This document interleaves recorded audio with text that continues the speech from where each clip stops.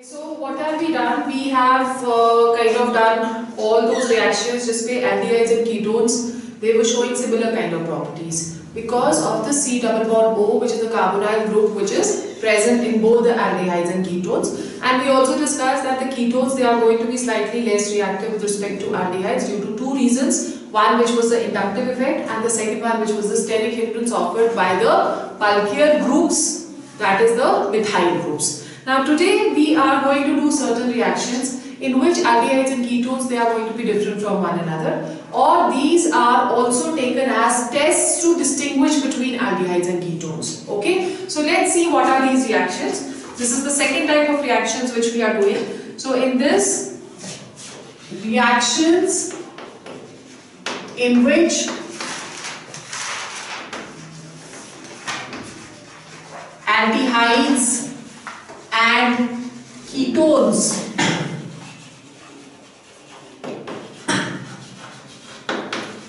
differ from one another.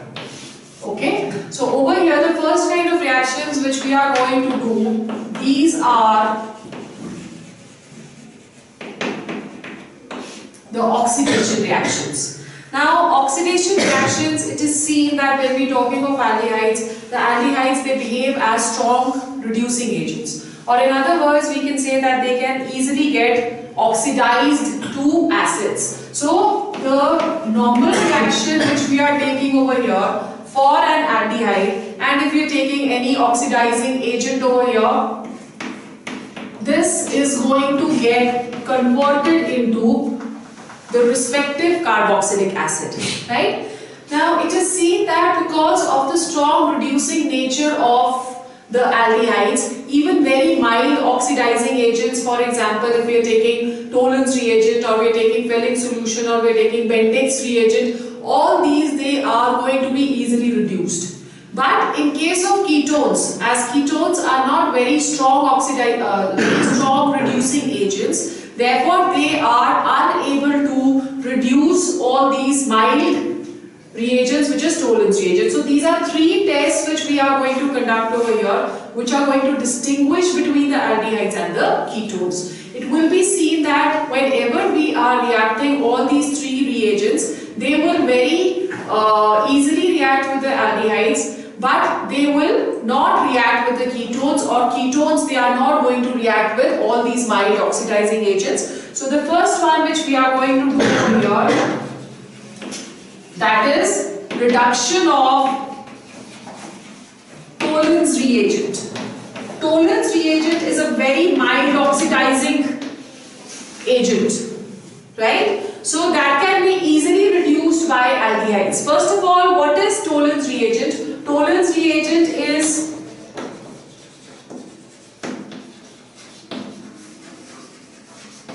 ammonical solution of silver nitrate. Okay? It is the ammonical solution of silver nitrate. So it is seen that whenever we are reacting Tollens reagent with aldehyde, we are going to get a silver lining on the inner side of the tube. Therefore, this test is also known as the silver mirror test, which is only going to be given by aldehydes, and the ketones, they do not give this test. So what is generally happening over here, that whenever we are reacting aldehyde with the Tollens reagent, which can be taken as silver oxide. So if you're looking at the reactions, first of all let's see how the Tollens reagent that is going to be formed. So we have 2AgNO3 plus 2NH4OH to give us Ag2O,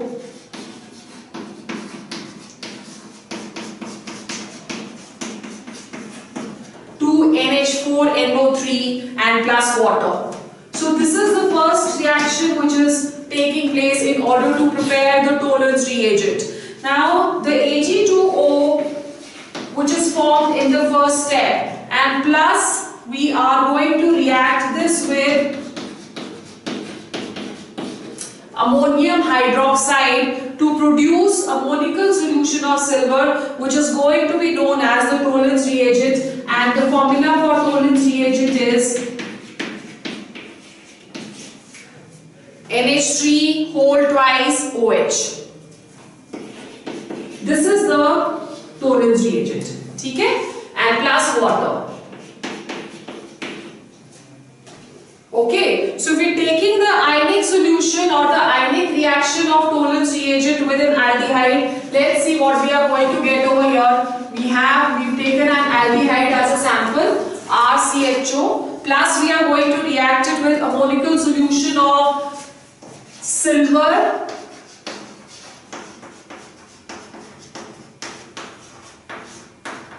This is the molecule solution of silver, the reaction that is going to take place in presence of alkaline media. And we will see that we are going to get a silver lining on the inner side of the test tube, which is going to give us a confirmation that the sample which is given to us, that is going to be what? It is going to be an aldehyde. ठीक है? So यहाँ पे the aldehyde that is going to be converted to RCOO negative, right? And plus we will get over here ammonia.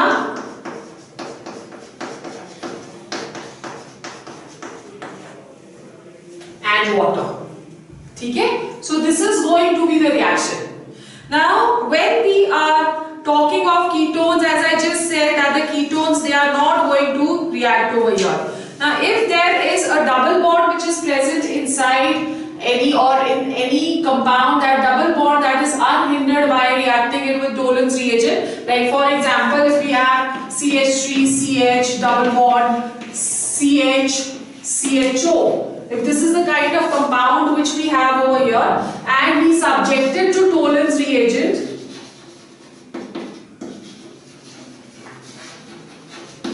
in this case the double bond that is not going to be affected.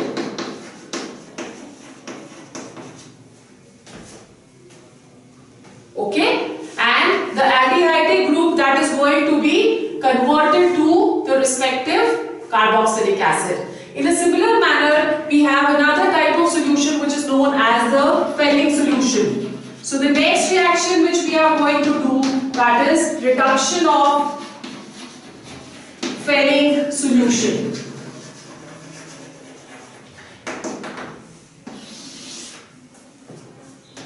Reduction of Fehling solution.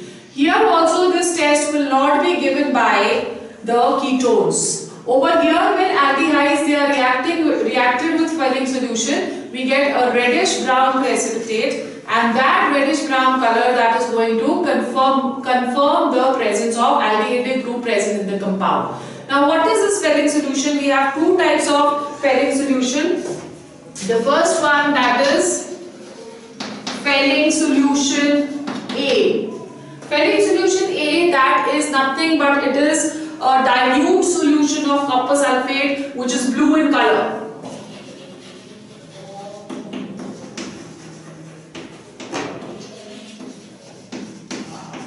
It is going to be a dilute solution of copper sulfate. Whereas Fehling solution B, when we are talking of Fehling solution B, that is an alkaline solution of sodium potassium tartrate.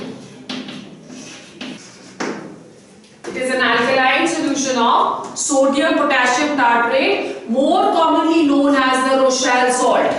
Okay, so Fehling solution B, that is also known as Rochelle salt. Let's just see the formula of both. Alright, so when we're talking of Fehling solution A, as I just said that Fehling solution A, that is a dilute solution of copper sulfate. This is going to react with sodium hydroxide to give us copper hydroxide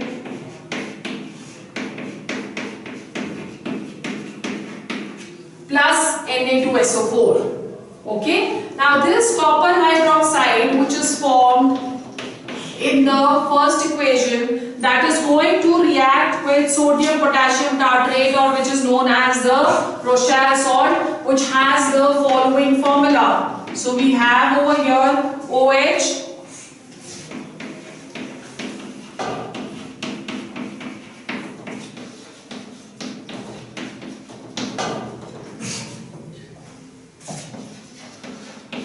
This is what your sodium potassium tartrate is, right? Now this is going to give us a deep blue solution of a very complex compound over here with the formula copper over here, that is going to give us OCHCOONA and OCHCOOK. So this is a deep blue solution which we are going to get over here. This bond is between both the carbons, okay, not oxygens.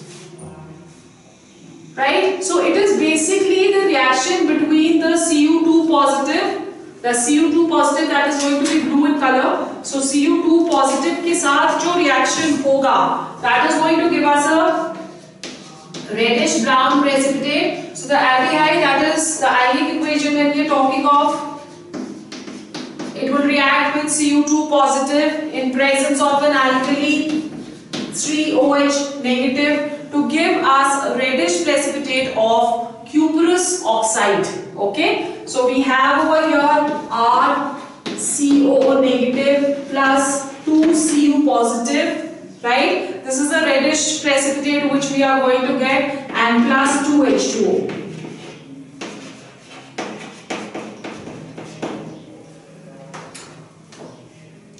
So this reddish precipitate, that is going to confirm to us the presence of aldehydic group which is present. Again I will say that this is not going to give us the test for ketones. ठीक है? Next हमारे पास आ गया reduction of Benedict solution. Next one, that is reduction of Benedict solution. Now basically what is Benedict solution? It is a solution of copper sulfate plus sodium citrate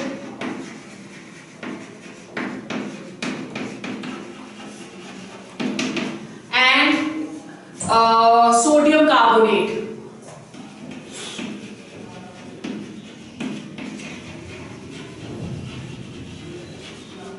ठीक है? Copper sulfate, sodium citrate and sodium carbonate. Now over here also there are two solutions. The first solution, that is going to be alkaline solution of potassium or sodium citrate. So we have over here solution 1, which is a solution of alkaline solution of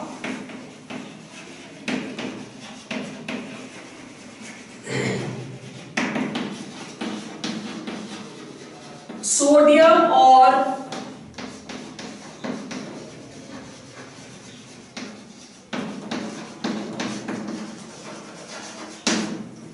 potassium citrate. ठीक है? And solution 2, which is a solution of copper sulfate. Right? So now how the reaction that is going to take place? The first reaction is going to be same as we had done in the Fehling solution. Copper sulfate, that is going to react with sodium hydroxide to give us copper hydroxide plus Na2SO4. Okay.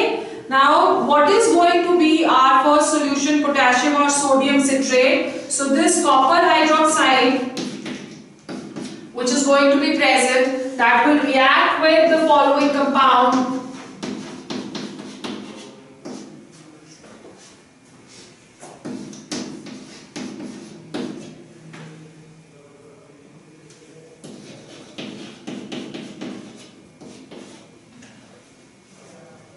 This is sodium citrate.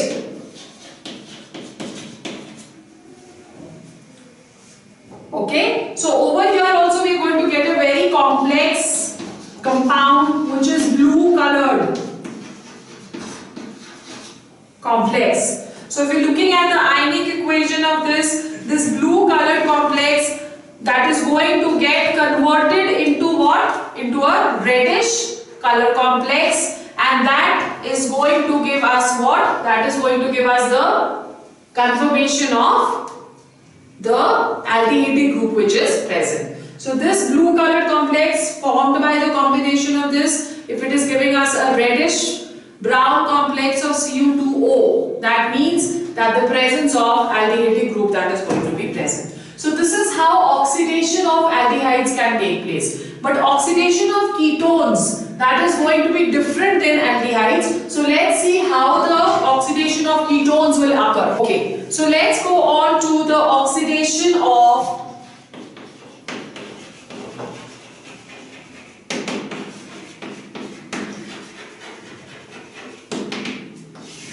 ketones. Now when we are talking of oxidation of ketones, the ketones, you know that in the carbonyl compound, they do not have any hydrogen which is present, right? So hence they cannot be oxidized by weak oxidizing agents. These are going to be oxidized by only strong oxidizing agents like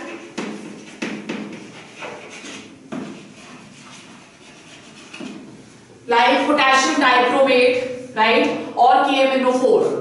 Okay, now over here ketones, they are going to be oxidized to their respective acids. So if we're taking, let's say we are taking CH3COCH3, the first member of the ketonic family, which is acetone, and we are oxidizing this in presence of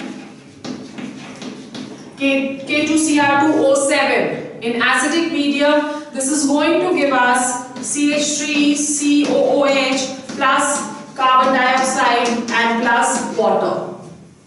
Okay, in a similar manner, if we are having an unsymmetrical ketone, that is going to give us a mixture of acids, okay? And that is going to be governed with the help of a rule which is known as the Popov's rule. So let's explain what is Popov's rule by taking an example over here.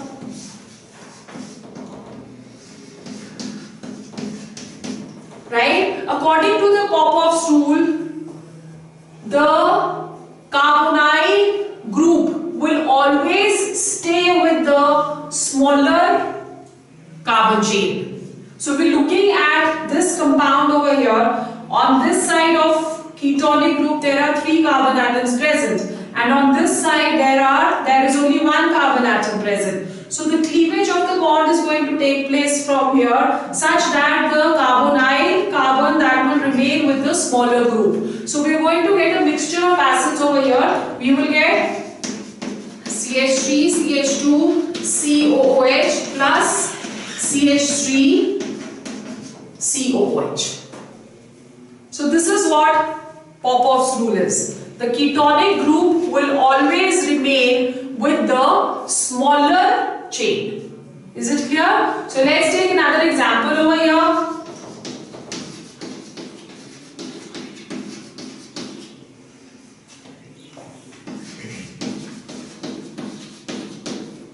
If we're doing the oxidation of this is where the cleavage is going to take place. So we're going to get a mixture of acids, CH3, CH2, CH2, COOH plus CH3, CH2 and COOH. Is it clear? Then we have another kind of oxidation for ketones which is known as Baeyer-Villiger oxidation. Baeyer-Villiger oxidation. Now aliphatic ketones, they undergo oxidation with the help of an oxidizing agent which is known as Carrot's acid. Carrot's acid is H2S2O5, right? This is what, sorry, H2SO5. This is going to be the Carrot's acid. So oxidation that can take place in presence of Carrot acid, or it can take place in presence of perbenzoic acid. Another oxidizing agent is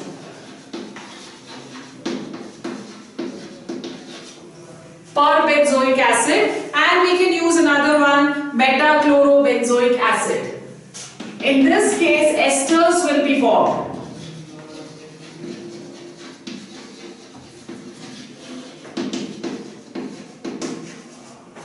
beta-chlorobenzoic acid. So these are the oxidizing agents which are present, and we are going to get the respective ester over here. So we have a ketone of the type in presence of any of the above oxidizing agents. This is going to give us RCO and R. Okay? So we're going to get, in case of unsymmetrical ketones, if present, the preference of insertion of oxygen atom is going to be in between carbonyl atom and alkyl group in decreasing order, right? So if there are unsymmetrical ketones, तो decreasing order क्या हो गया कि hydrogen that is going to be given the maximum preference, ठीक है? फिर उसके बाद we have C6H5, उसके बाद we have 3 degree which group is there, 3 degree alkyl, and then after that 2 degree, and then after that 1 degree. So let's understand this by taking an example over here. So यहाँ पे हमारे पास है, अगर suppose we are taking C6H5 C double bond O CH3. So you can see on one side there's a phenyl group present, on the other side there's an alkyl group present. ठीक है? अब जब इसकी हम oxidation करते हैं, तो according to this rule, the oxygen that is going to be placed there where the following order is followed. So C6H5 is given preference over 1 degree. Right? So the ester which is going to be formed over here is CH3 C double bond O C6H5. Phenyl group is going to be given preference. ठीक है? Is it clear? So this is what our Beer-Villiger oxidation that is going to be. Right? Then we have the second reaction over here. This we've done oxidation. Let's go on to the second reaction in which aldehydes and ketones, they are going to be different. So the second test which we have, that is the Skiff's test. Right? Now what is the Skiff's reagent?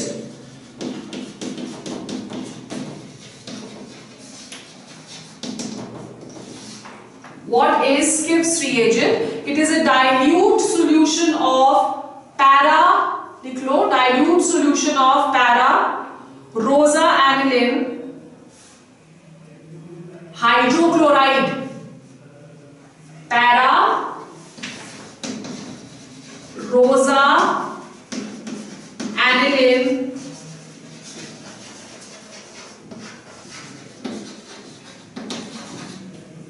hydrochloride whose red color has been discharged. By passing sulfur dioxide gas. Initially the color of Skiff's reagent that is red, but we discharge the red color by passing it through sulfur dioxide, and when it is passed or when it is reacted again with aldehydes. So what do these aldehydes do? These aldehydes, they recover the red color. Ketones, they are not able to do so. So basically the Skiff's reagent is para-rosa-aniline hydrochloride, which is red in color. So we discharge the red color by passing it through sulfur dioxide, and then again if we are reacting with aldehydes, the color of Skiff's reagent will again become red. Okay, and ketones, they are not able to give this test, right? Then the next reaction, the third reaction which we have, that is reaction with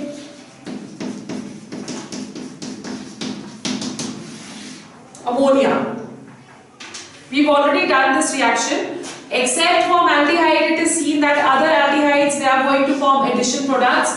The ketones, they do not undergo this reaction. So if we are taking RCHO,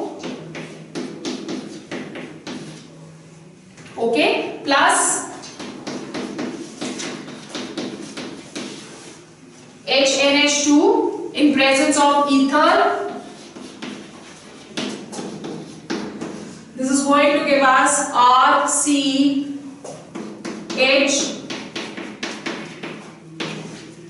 NH2 and OH. This is aldehydic ammonia.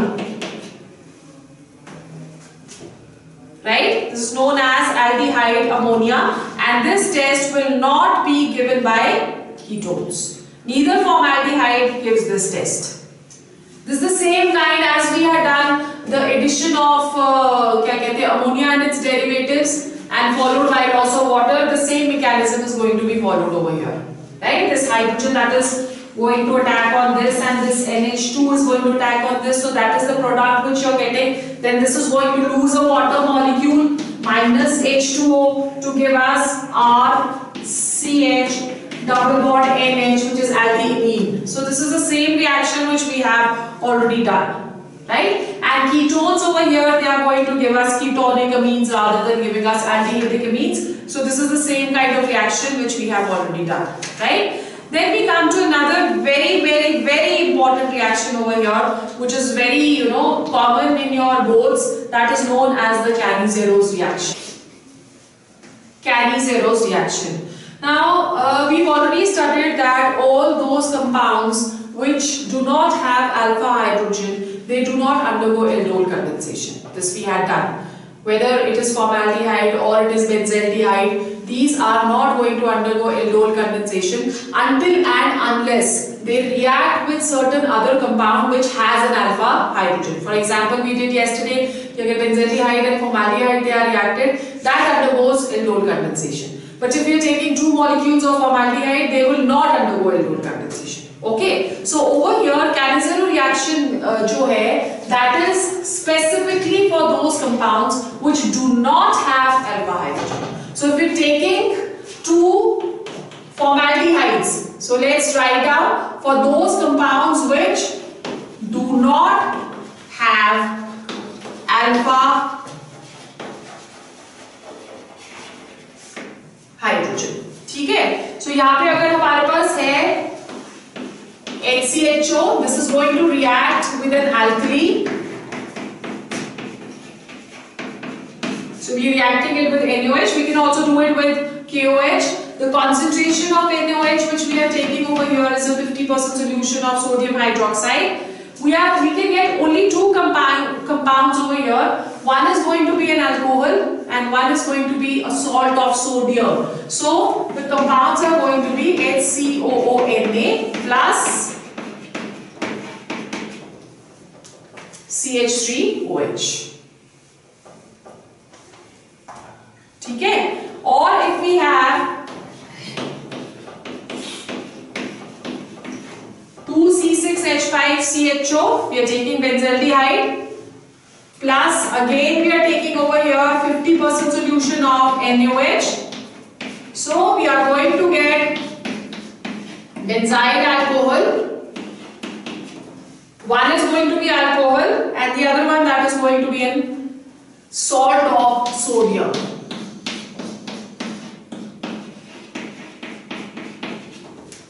COONA, sodium benzoate. So this is benzyl alcohol and this is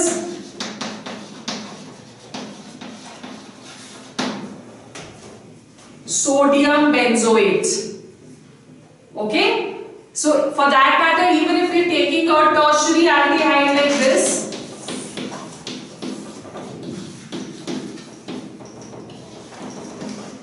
you can see over here, this is the alpha carbon atom, this has no hydrogen, so this can also undergo Cannizzaro reaction. We will take two molecules of this, reacted with 50% NaOH, so one alcohol, we are going to get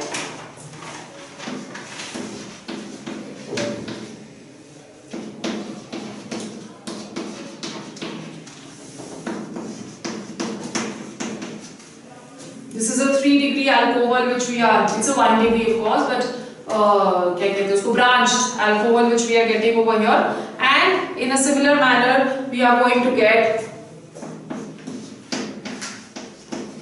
a salt of,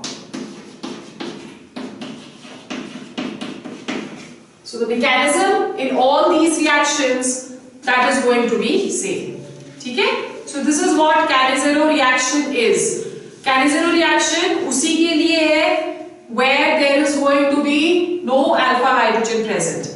There may also, now this is known as self-Cannizzaro reaction because we are reacting two similar molecules. But we can also react two different molecules, that will be known as cross-Cannizzaro reaction. So let's take an example of cross-Cannizzaro reaction.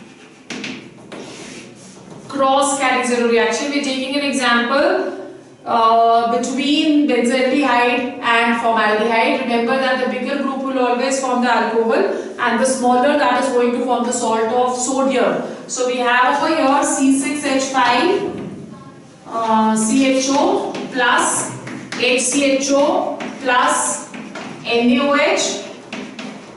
So C6H5 CH2OH, right? And plus we are going to get over here HCOONA. The larger one that is always going to form aldehyde, alcohol, and the smaller one that will always form the HCOONA. Got it? So this is all about this aldehydes and ketones. We are just left with 2-3 name reactions. There's a Tishenko reaction which is not in your NCERT but NEET के syllabus में है. So we will be doing this tomorrow, and tomorrow we finish with aldehydes and ketones and then we start with carboxylic acids. Okay.